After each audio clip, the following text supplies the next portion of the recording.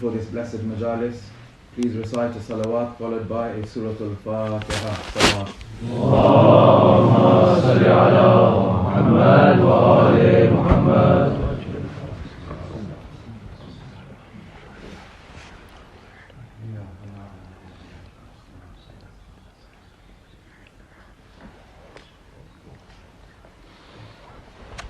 أعوذ بالله من الشيطان الرجيم. بسم الله الرحمن الرحيم. الحمد لله رب العالمين، والصلاة والسلام على أشرف الأنبياء والمرسلين، سيدنا ونبينا وحبيب قلوبنا وشفيع ذنوبنا أبي القاسم المصطفى محمد. اللهم صل على محمد وآل محمد ولآل بيته الطيبين الطاهرين وسلم تسليما كثيرا. اللهم صل على محمد وآل محمد. أما بعد، فقال الله سبحانه وتعالى في كتابه المجيد وفرقانه الحميد: بسم الله الرحمن الرحيم. ما كان محمد أبا أحد من رجالكم ولكن رسول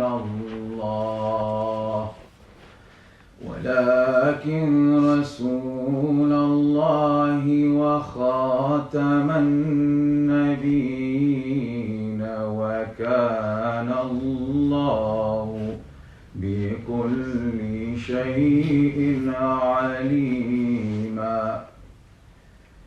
يا أيها الذين آمنوا اذكروا الله ذكرا كثيرا وسبحوه بكرة وأصيلا. هو الذي يصلي عليكم وملائكته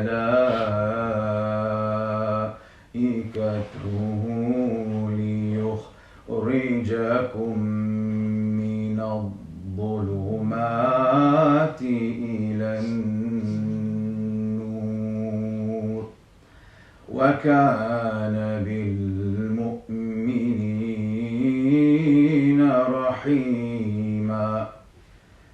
تحيتهم يوم يلقونه سلام، وأعد لهم أجرا كريما. يا أيها النبي إنا أرسلناك شاهدا ومبشرا ونظيرا وداعيا إلى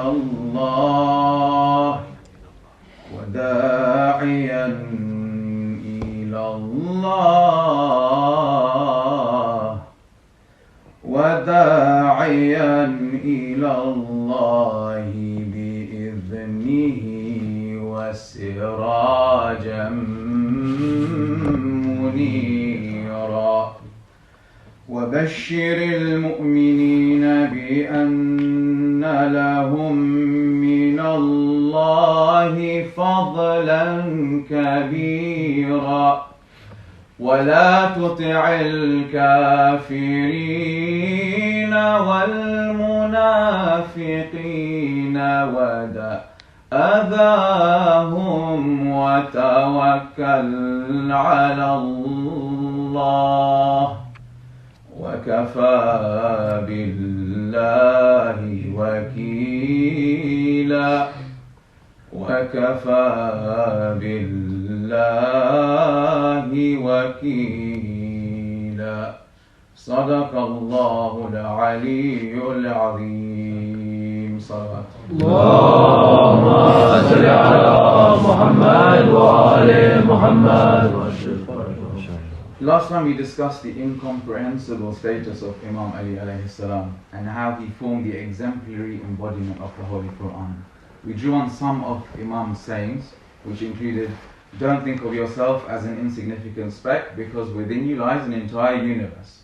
We looked at how the arrangement of atoms in a crystal of an element on the nanoscale is quite similar to the stars in the skies and the planets in the universe. Tonight I want to briefly discuss a topic of divine light. Now this topic is massive, it's a huge topic, but I'll try and at least do justice in this night to at least introduce the topic. The word Nur is mentioned 49 times in the Quran, including in the verses which I recited, and in other verses. For example, in Ayat al-Kursi, when we say, Allahu waliyul ladhina amanu yukhrijuhum minal dhulumati ilan nur. So we're asking, Allah says, to take those who believe out of the darkness into the light. Or elsewhere, where we're given dua to recite in the Quran, رَبَّنَا أَتْمِمْ لَنَا نُورَنَا وَاغْفِرْ لَنَا إِنَّكَ عَلَى كُلِّ شَيْءٍ قَدِيرٌ. That we ask Allah to lighten or brighten our faces on the Day of Judgment and to forgive us. But to try and understand, at least from a literal perspective, what the meaning of light is, let's have a look at our basic everyday understanding. So in physics, we have what's known as the electromagnetic spectrum, which is defined by wavelength, and we have different types of electromagnetic energy. Light is at the center of this spectrum, and either side of which, so at smaller wavelengths, we have ultraviolet, X-rays, gamma rays, and at larger wavelengths, we have infrared, microwaves, radio waves. Now all of these have something in common, but we only actually see light as visible light in a very narrow band. But the essence of light itself, which is electromagnetic energy, exists in different forms, even though we can't actually see some of them. So for example, ultraviolet light, we can't see it directly, but we still refer to it as a form of a light. So I think a fairer definition would be to say that light comprises particles called photons, or packets of energy that travel in waves at certain wavelengths, that when they are detectable by the human eye, that's when we refer to it as visible light. But one conclusion that we can draw straight away is that we can't actually limit light in the form where it's just that light which is visible. Like we said, there's other forms. In other fields we have other definitions. So in everyday language we'll use the term enlightenment. Gaining an insight or a broadening of the mind has also got a root that refers to the same way as if light was to diffuse into a dark area. So Imam Ali alayhi salam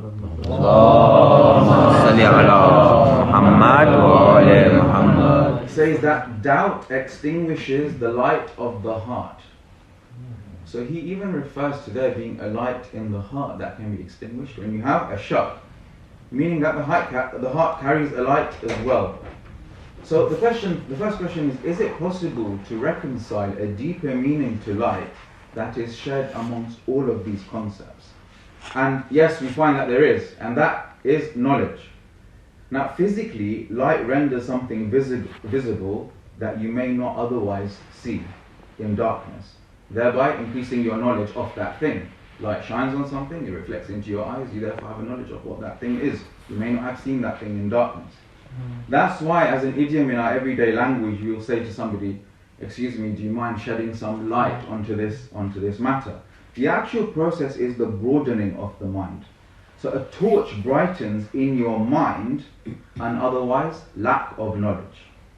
In other words, guidance or knowledge can be seen as a source of light that's much broader than the literal interpretation of the light that we think of, light from the sun or light from the bulb.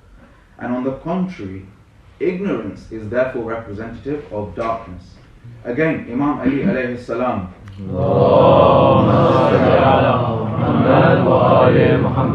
he says that the world is darkness, knowledge is light, but knowledge without truth is a mere shadow. So we touched on the fact that actually here light is actually, in a broader sense, knowledge. Imam's adding a further criterion. It's not just knowledge, it's a knowledge that's attached to the truth. There's another saying by Imam Ali alayhi salam. He says, there is always enough light for one who wishes to see it. This adds a further level to the concept that we've discussed to this stage, because it actually introduces a two-way process. Yes, there is light that can enlighten you, but you can also enlighten yourself by seeking the light. Just because you can't see it doesn't mean that that light doesn't exist. And I'll give you one example. In the depths of the ocean, where there is complete darkness, where the sunlight can't penetrate to that level, there are deep sea creatures that emit their own light. Some of you may have come across this. They don't emit light, it's not a form of reflecting light. They actually generate that light within their bodies. How does it work? There's biochemical reactions that take place that involve glowing bacteria, and through their translucent skin, they have what's called bioluminescence.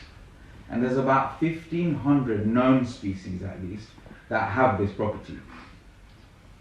One example is the flashlight fish. It has an organ under its eye. Every time it blinks, it turns on a torch and it switches off the torch. So that means there are depths within where the light doesn't reach, where light's being generated through the qudrat of Allah, where fish are navigating using light that they're able to generate. In some cases, the fish use the bioluminescence to attract their prey, which tells us that actually light is also a property of attraction. When we see light, in some instances we know that flies also get attracted to the light. So here we have a much broader understanding of what light actually represents, and that's just looking at the observations within the planet that we live. Here in Quran, light is only being used as an example. It's even broader than that. But this is a starting point at least. Another point to note is that in everyday language, when we say light, we're actually describing a physical matter in a positive description. Darkness is in fact a negative description of that thing. If you were to think about, let's say, filling this room with darkness, let's say we had blocks of darkness. How many blocks of darkness would it take until all the light had gone away? We'd be physically filling, if there was such a thing, of course, metaphorically speaking. However, if this room was entirely dark, all it would take is one speck of light and the whole room would be lit. Why? Because light is the thing that we actually measure. Darkness is simply the absence of that thing. In the same way that cold is the absence of heat. You don't add and take away darkness, instead you add and take away light. Therefore, light is a truthful knowledge, we've derived to that point, and darkness is a lack of that or its ignorance. So to conclude, light is guiding and imparts knowledge provided it is attached to truth. It's not limited to a physical form. You may find it somewhere you don't expect. It is inviting and attractive. You may have to search for it. And it's always there. According to what Imam has said, it's always there. But to find it, sometimes you have to search for it. Salawat. Allahumma salli ala Muhammad wa ali Muhammad. Now, referring to the verses of the Quran that I read, these verses are in Surah Al-Ahzab, and it starts with verse 40, where it says, Muhammad is not the father of any of your men, but he is the messenger of Allah and the last of the prophets, and Allah is cognizant over all things. O you who believe, remember Allah, remembering frequently, and glorify Him morning and evening. He it is who sends His blessings on you, as do His angels, that He may bring you forth out of utter darkness and into the light. And He is merciful to the believers. Their salutation on the day that they meet Him shall be peace, and He has prepared for them an honourable reward. O Prophet, surely we have sent you as a witness, as a bearer of good news, and as a warner. And I want to focus on the next ayah that comes. وَدَاعِيًا إِلَى اللَّهِ بِإِذْنِهِ وَالسِّرَاجًا مُنِيرًا.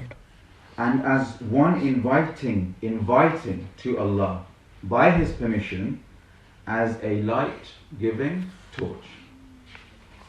So here we have in Surah Al-Ahzab an example of this light.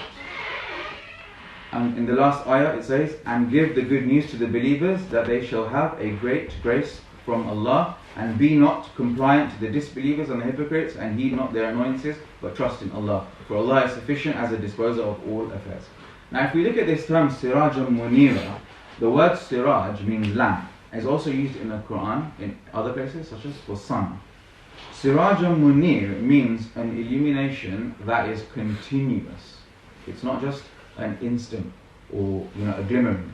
It's a continuous light that has existed, pre-existence, and will continue to exist. This is a light that the Quran says illuminates the whole world as a whole, continuously, from the beginning until the end of time. This light is therefore continuously provided, but importantly, is provided by Allah's permission.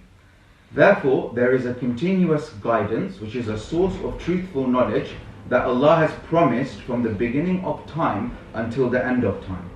It is by the same permission of Allah, and this is key, that He instructed the Prophet to make the open call at the start of his mission, for Ali alayhi salam to be his brother, his akhi, his successor, wasi, and his khalifati.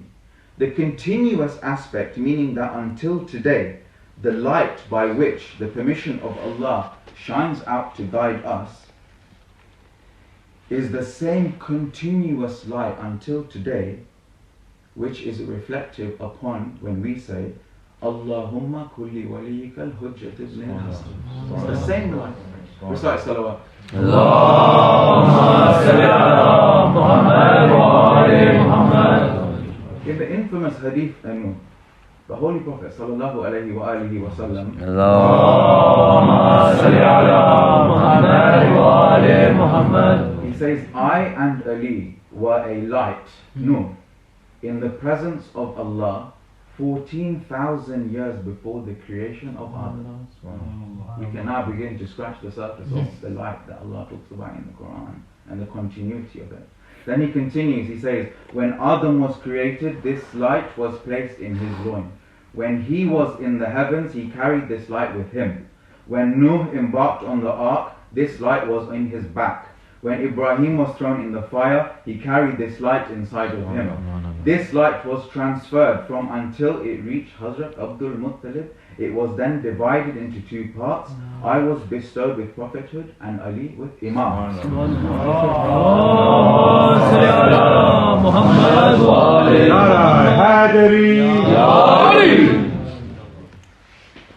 The divine light was created and was present before Adam. It became apparent to us through Nabuwwat and through Imamat. Hence, the beginning of the verse that I read, it said, Muhammad is the final prophet. But the apparent light that transitions between Nabuwwat and Imamat, remember, this is our interpretation of it. It existed before as the same light. But when we see it, it's Nabuwwat and Imamat, and it's given to us in further detail in Surah Nur. In Surah Nur, there's a comprehensive parable in relation to the divine light. I'm sure all of you come across it. The parable being a lamp in a glass that is lit by a blessed olive tree. I can't go through all the ayats here in this surah, but it's worth noting that the divine light is just an example here. It's an example given to help our minds conceive the idea about the great attribute of Allah subhanahu wa ta'ala. Of course, otherwise Allah is inconceivable. He is absolute, the creator of the light. And the light being referred to in Surah Nur, which is the Surah of light, is actually a manifestation and not His self. That's a more complex discussion. But the verse, after deriving from the lamp being in the glass and being fueled by the blessed olive tree, comes to the ayah, which we all know, Nurun ala Nur. Light upon light. The first light here is prophethood. And as per Surah 53, Allah subhanahu wa ta'ala has declared that the Prophet spoke nothing but that which was revealed to him. Okay, so that's the first light. But light upon light. Why mention light a second time? The second light, the light upon that light, refers to the successive line of the holy Imams. From Amir al-Mu'mineen, Imam Ali alayhi salam, and Hazrat Fatima al-Zahra, salawatullah salam alayhi. Allahumma salli ala Muhammad wa ali Muhammad. Allah uses in this parable that the lamp is placed within a glass, that it is protected from any approach, and it is free from the possibility of being affected or disturbed. In reference to the glass, Allah subhanahu wa ta'ala also says in the verse in the Quran that the glass is as it were a star shining bright. Therefore, the glass not only protects the light, but itself becomes so radiant that the glass itself shines bright as a star. The glass here that protects the light of knowledge in the heart of the Holy Prophet and further radiates it is none other than the gate of knowledge, Imam Ali bin Abi Talib. Salawatullah.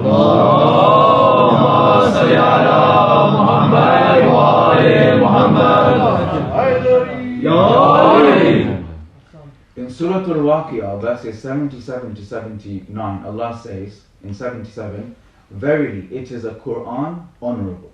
In verse 78, in a book hidden. So the Quran, in a pre-revealed state, existed in a state that wasn't material or a physical nature and wasn't touchable by any physical body. Verse 79 says, none shall touch it except the purified ones. And here the purified ones refers to إنما يريد الله ليذهب عنكم الرجس أهل البيت ويطهركم تطهيرا. اللهم صل على محمد وآل محمد. So here we have introduced this concept of divine light that began from the light of the Ai*Immah before time, coupled with the Quran before time, and both are here to guide us and will continue after time, as said in Hadith Thaqalain, to reunite with the Prophet at the pond of Kawthar. The complexity is baffling, because to think about how this light pre-existed in one form and the Quran existed in one form, and then we saw it transfer from light upon light in a systematic type fashion from Nabuwat to Imamat.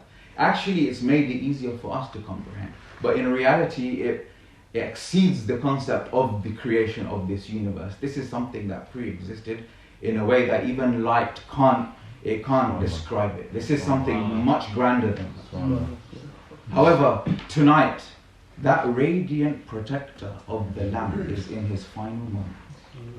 In this world, the rope of Allah prepares to return to it. In the house of Amir al-Mu'mineen, which was crowded with visitors, Imam Hassan al-Mujtaba requested the people to return back to their homes. Everyone followed this except one companion, Asbagh ibn Nabatha, who remained seated at the doorstep of the house of the Imam. Asked Imam Hassan to grant him one more chance to visit Amir al-Mu'mineen. Asbagh says, when I entered, I saw Amir al-Mu'mineen's head tied by a white bandage, and his face had become more pale than the bandage itself. And due to the intensity of the strike and the strength of the poison, Amir al-Mu'mineen was in pain such that he would lift his legs sometimes and then down again due to the pain in his body. Asbagh wept and then said to the Imam, I wish to listen to one more tradition from you. Imam asked Asbagh to sit down, saying, this will be the last tradition you will hear from me. He recounted the hadith where the Holy Prophet had said, indeed you and I are fathers of this ummah. Indeed you and I are masters of this ummah. May the damnation of Allah be upon those who transgress against us. Amir al-Mu'mineen then fainted. When he regained consciousness after a while, he was struggling to breathe due to the heat of the poison burning inside. On the night of 21st of Ramadhan, Muhammad ibn Hanafiya says, my father gathered all the children around him and began to bid them farewell, one by one, telling them that Allah is their protector and is the best to to rely upon, advising each of them to have Iman. By this time the effect of the poison began to spread through the body of Amir al-Mu'mineen until his feet became red and swollen. Amir al-Mu'mineen said, I will depart from this dunya tonight and I will be reunited with my beloved Prophet. He then told Imam al-Mujtaba, I want you to give me the ghusl and wrap me in my coffin and use the remainder of the hunud which was used for Rasulullah, for indeed its kafur was brought by Jibreel from Jannah. And then you should place me in my coffin, but lift me from the back of my janazah, as the front of the coffin will be raised by the malaika. Take my coffin to wherever the angels take you and place it where they guide you. You will find the grave already dug by Nabiullah Nuh. I want you to pray over my body with 7 takbirat and know that this cannot be done on anyone after me except for the awaited Mahdi from the lineage of Hussein. After you bury me, I want you to conceal the whereabouts of my grave, and then Amir al-Mu'mineen conveyed his final wasiyyah and asked for it to be written. I bear witness that there is no God except Allah and that Muhammad is his abd and messenger. He was sent with guidance and the religion of truth such that it may prevail. Indeed, my prayers, my sacrifice, my life and my death are for Allah, the Lord of the worlds, who has no partner. By that we were commanded, and I am the first of all Muslims. I advise you to maintain taqwa and do not be deceived by the pleasures of this dunya. Do not grieve on anything you may have lost. Always speak the truth and always be an opponent to the oppressor and a supporter for the oppressed. I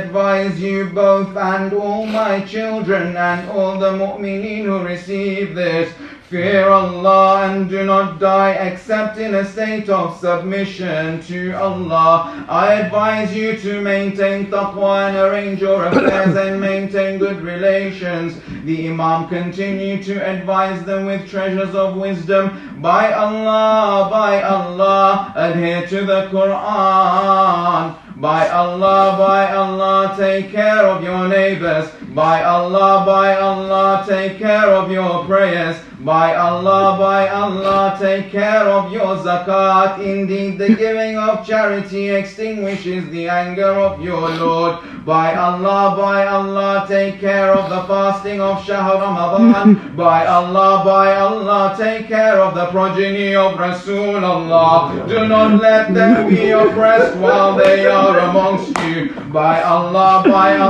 take care of the poor. Do not abandon the Amr bil Ma'ruf and Nahy anil Munkar. Upon completing his final testimony, Sayyida Zainab asked Amir al-Mu'mineen, "O my father, Ayman narrated to me the tragedy of Karbala." Sayyida Zainab proceeds to ask Amir al-Mu'mineen in his final moments about Karbala, saying that I wish to hear it from you. Amir al-Mu'mineen says, "Indeed, O my daughter, it is as if I see you and the other women of my household brought into the city of Kufa as prisoners."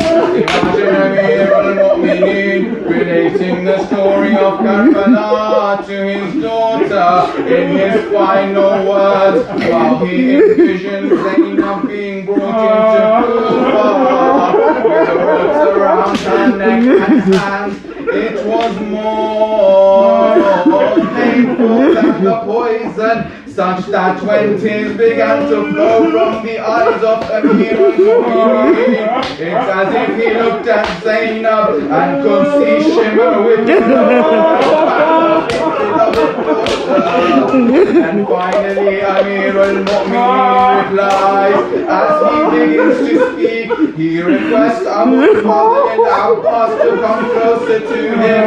Then he begins to to kiss the right arm of Abu al-Fadl al-Abbas, and then the left arm of Abu al-Fadl al-Abbas, saying, "Oh, my son Abbas, you are my representative on the day of Ashura. Do not fall short in your support to your master." Then Imam Ali looks towards Hussein. He says, "Oh, Abu Abdullah, you are the martyr of this ummah.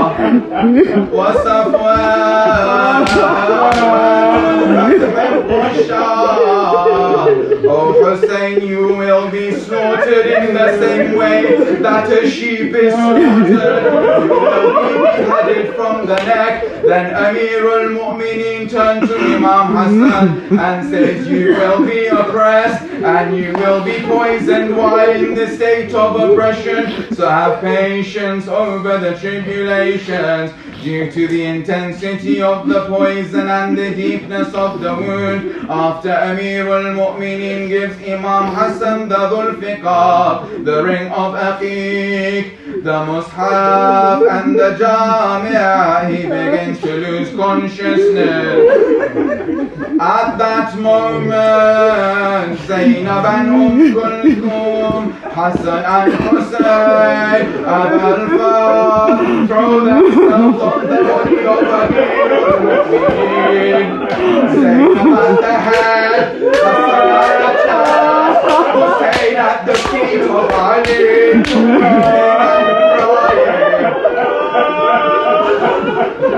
weeping and crying, "Oh Father, what was the sin that you committed? What was the sin that you committed to be treated in such a way?" The narrations say that Amir al-Mu'mineen regained consciousness for a last time. He saw his family and would point in different directions, saying, "Here I can see Rasulullah. Here is my brother Ja'far.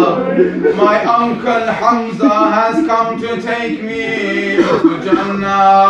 فَاسْتَقْبَلَ اللَّهُ قِبْلَهُ. Amir al-Mu'mineen faced towards the Qibla. وَغَمَّضَ عَيْنَاهُ. He closes his eyes. وَمُدَّدَ رِجِلَهُ. He straightens his legs. وَأَسْبَلَ يَدَيْهِ.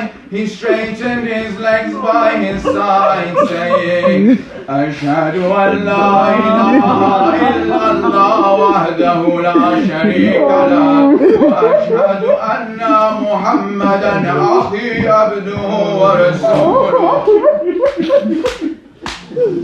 على لعنة الله على الظالمين.